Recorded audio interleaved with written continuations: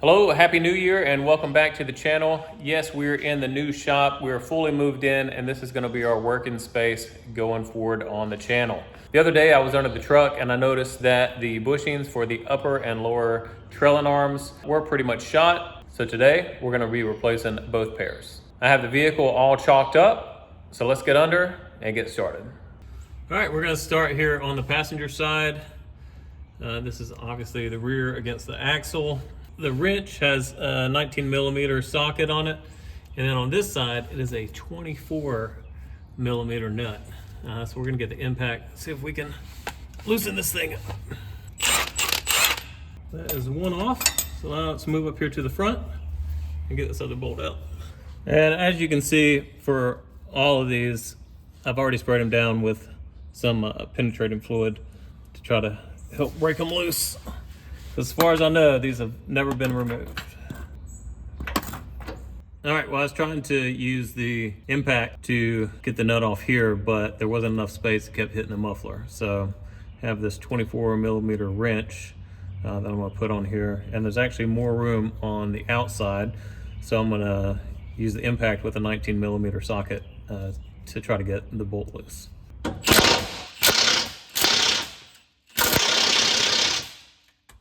Okay, so far all attempts have failed. So I'm gonna have this wrench on here. What I'm gonna do is I'm just gonna beat it with a hammer and see if we can get some motion to it. We'll see what happens here.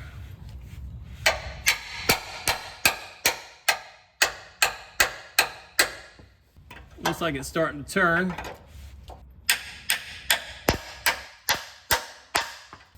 All right, now it's free. Good, I'm gonna go ahead and get that off and then we'll knock these bolts out the way and hopefully nothing moves and the lower trailing arm comes straight out.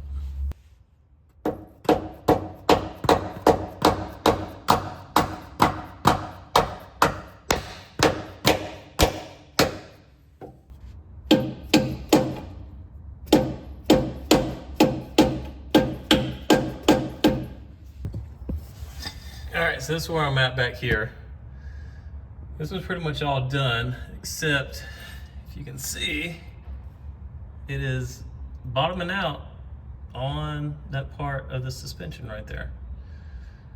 And I think what's also happening here at the front is this one is pretty much all the way out. I'll be using my brass punch to kind of help push it through. But I think the bushing in there is so rotten that it's actually causing it to tweak. Now the pressure is off of it. So it's kind of putting that bolt at an angle, not allowing it to come out. So I'm gonna keep working on these. And then hopefully once I get this one out and I can drop that, it'll allow some more movement in the back there to get that last bolt out. All right, basically what had happened is that I guess when the bolts were loosened, everything kind of shifted backwards. So I got this pry bar in here and I kind of tried to push it forward. And when I brought it forward, it allowed me just enough wiggle room on that bolt to get it out. And if you can see all the way back there, let's zoom in here. You see back there, that one's pretty much ready to come out. So I think I'm gonna wiggle on that a little bit more and work on getting that out as well. And then we'll go compare them side by side to the new ones. All right, so we have the old by the new. Not a lot of difference, to be honest. But I will show you while we're taking these out. You can really see how cracked they are. And that's pretty much the way they are on all four sides. Now, it's gonna be a couple days before I can get the control arm back in because I cleaned up the bolts and tried to thread the nut back onto the bolt and the threads were too messed up. So I have a tap and die set coming and then also have new bolts on the way. So whichever one gets here first, we'll either clean them up and use the old bolt and nuts, or we'll be using the new bolts and nuts. Either way, a couple days for me, just a few seconds for you. All right, so the nut and bolts have arrived. I will be putting all the part numbers down in the video description, but now since they're here, let's go ahead and put in that lower trailing arm. All right, so we're gonna go try to put this rear one in first. All right, now to add the washer, and then just gonna loosely fit the nut on there. All right, and now let's put the front one in. All right, so a lot has transpired, but I was able to get this front one in with some difficulty, let me tell you. So I jacked up the rear axle. Then I had to take this ratchet strap, which I attached to the rear axle, and ran it all the way to my front bumper to then pull tension, because this hole was so far back, I had to bring everything forward. Now, I had blocked everything initially. I probably should have put on my emergency brake so nothing would have moved, but I did notice a little bit of a shift whenever I was taking this one off. And so I think that was enough to kind of shift the axle back where these bolts didn't line up when I was ready to put it back together. But now everything's together. I'm gonna take the ratchet strap off, put this back on the ground, and then we'll torque these down. Okay, so these are to be torqued down to 111 foot-pounds.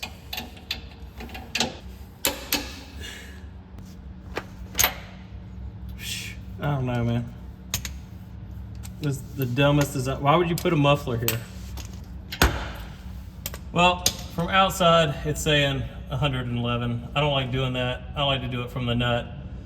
But this muffler is just completely impeding my work here. So it's pretty tight. I don't think it's gonna go anywhere. 111 foot-pounds. All right, let's go ahead and do the next side.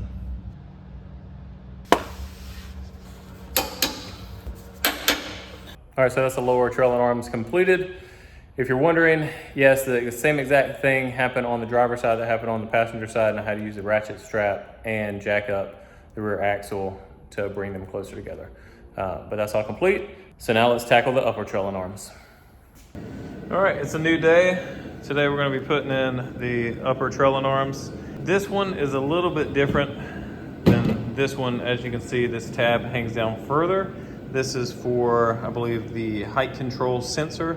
So I'm gonna do that one last.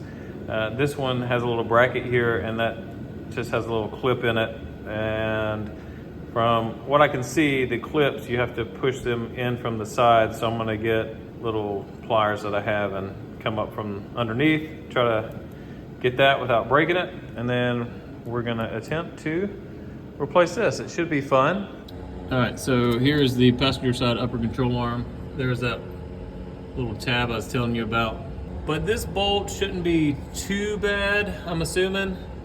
This one's gonna be a little more difficult. As you can see, it is right beside the exhaust. I mean, there's not much room in there. I think I can get my ratchet in there, but we'll see. There's not, and then on top of it, there's a drive shaft right there. Then you have the muffler, and then you have this. It's gonna be a tight fit, but let's get that sensor off first, and then we'll work on the bolts. All right, guys, that's probably the best view I'm gonna be able to get of this bolt right up here. I'm gonna try to come from behind. Yeah, I think that's what I wanna do. So I can beat that loose. All right, so let's try to knock this thing off from this perspective. And all I'm using here is just my hammer and this ratchet and wrench, and it looks like it's starting to move. Some movement is better than no movement.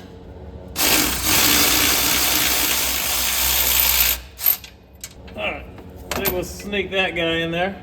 All right, so let's work on getting that front one out. All right, so we move to the front. There's just enough room to get my ratchet and wrench on that bolt. So what I'm gonna do now, and there's really not a good angle because if I put the camera in kind of where you can see it, I'm just gonna be hitting it and knocking it out. So basically all I'm gonna do here is I'm just gonna take the ratchet and wrench, I'm gonna beat it with the hammer to get that nut loose. Once we get the nut loose, get it off, and then working on getting these bolts out after that. All right, so as you can see, the upper trailing arm is out, and it is actually less difficult than I thought it was going to be. Just trying to punch it out with my fingers was not working. So for this one, the front one, basically what I did is I had my brass punch and I was able to get a little hammer in there, and it actually started moving pretty freely. Once I got that bolt out, this one up here, I was able to jiggle free. So not a bad job, actually. This is that pin I was telling you about that I could not get out earlier. So now that it's dropped down, I should be able just to pinch those together and take that out. And then we'll put them side by side and see what the old versus the new looks like. All right, well, it's not difficult to see here. These were absolutely cooked.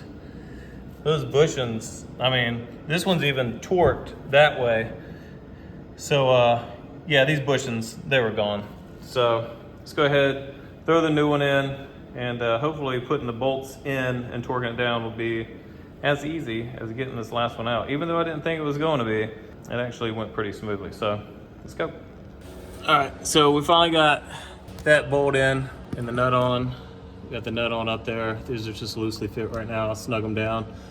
Before we put the vehicle down, I won't go to full torque yet till we get it on the ground. But I did have to jack this part of the axle up because it didn't line up. If you remember that bushing, and I believe it was the same bushing, I think it was the front bushing that was torqued so much. It makes sense because the suspension, after I put on the parking brake and have everything locked in place, it was basically the suspension was geared to what these bushings were. So they were a little bit closer together. So now that I have fresh bushings that aren't squished, I had to actually separate this a little bit more, but jacking up the back here helped out with that, and then I was able to push the bolt in. And so yeah, I'm gonna go ahead and lower that jack, tighten those, torque them down, and then move on to the driver's side. All right, so we're over here on the driver's side now. Just a few things to note. This is the height level sensor right here. You're gonna have to disconnect this. So I have this little punch here, and I basically went exactly center of where the screw is, and I put a punch on each side. So whenever I go and put the new arm on, I'm gonna put this one right beside, I'm gonna measure it, and then I'll make marks on the new one, and then I'll put this exactly where it was on the old one, if that makes sense. And I'll show you that whenever I get it on the table.